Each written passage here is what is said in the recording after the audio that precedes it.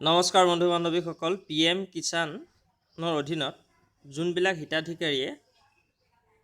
হিতাধিকাৰীৰ নাম আহিছে সেই নামসমূহ আপুনি আপোনাৰ মোবাইলতে নিজে চেক কৰিব পাৰিব। হয়তো আপোনাৰ নাম আহিছে নেকি, বা আপোনাৰ অঞ্চলৰ বা আপোনাৰ গাঁওখনৰ কাৰ নাম আহিছে, প্ৰকৃত হিতাধিকাৰীজনে সেই সুবিধা লাভ কৰিছে নে নাই, আপুনি সেই বিষয়ে জানিব পাৰিব। অৰ্থাৎ নামবিলাক আপুনি কাৰ নাম আহিছে সেই বিষয়ে আপুনি আপোনাৰ মোবাইলতে চেক কৰি ল'ব পাৰিব।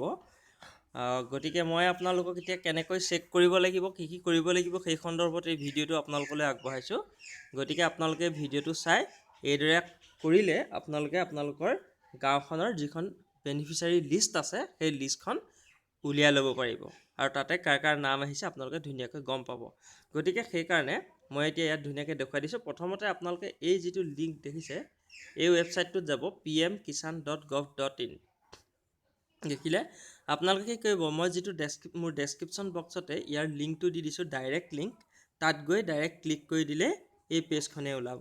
এই পেজখন ওলোৱাৰ পিছত আপুনি কি কৰিব, ইয়াতে এই অপশ্যন কেইটামান আছে দেখিছে, চিলেক্ট ষ্টেট আছে, চিলেক্ট ডিষ্ট্ৰিক্ট আছে, অৰ্থাৎ ডিষ্ট্ৰিক্টখন চিলেক্ট কৰিব লাগিব। মই এতিয়া দেখুৱাই দিছোঁ চিলেক্ট ষ্টেট, গতিকে তেতিয়া আমি কি হ'ব, আছাম। ডিষ্ট্ৰিক্ট কি হ'ব, ধৰক আপোনাৰ ডিষ্ট্ৰিক্ট যিটো হয় সেইটো আপুনি চিলেক্ট কৰিব। মই এনেই এটা দেখুৱাই দিছোঁ আৰু যেনিবা দৰং। তাৰপিছত মই দেখুৱাই দিলোঁ চাব ডিষ্ট্ৰিক্ট ইয়াত আহি যাব। চাব ডিষ্ট্ৰিক্ট ধৰক আপোনাক কি বুলি কোৱা হ'ব, ধৰক দৰঙৰ কোনডোখৰ, মঙলদৈটো উলিয়াইছোঁ আমি। এনেই মই এইটো উদাহৰণৰ কাৰণে দেখুৱাই দিছোঁ। তাৰপৰা ইয়াতে ব্লকটো চিলেক্ট কৰিব, ব্লক যেনিবা কলাইগাঁও। তাৰপৰা ইয়াতে ভিলেজ চিলেক্ট কৰিব, আমি ভিলেজ যেনিবা ইয়াতে চিলেক্ট কৰিলোঁ, এইখনকে চিলেক্ট কৰিলোঁ। তাৰপিছতে চিলেক্ট কৰাৰ পিছতে এইখিনি কৰাৰ পিছত আপুনি এই গেট ৰিপৰ্ট যিটো দেখিছে তাতে ক্লিক এটা কৰি দিয়ক। গেট ৰিপৰ্টত ক্লিক কৰিব। এতিয়া প্ৰচেছিং হৈ আছে অকণমান, এইয়া চাওক এতিয়া ইয়াতে নামবিলাক আহি আছে দেখিছে, কোনে কোনে কাৰ নাম আহিছে, হিতাধিকাৰী লিষ্টত কাৰ নাম আহিছে সেই নামখিনি ইয়াতে আহি গ'ল।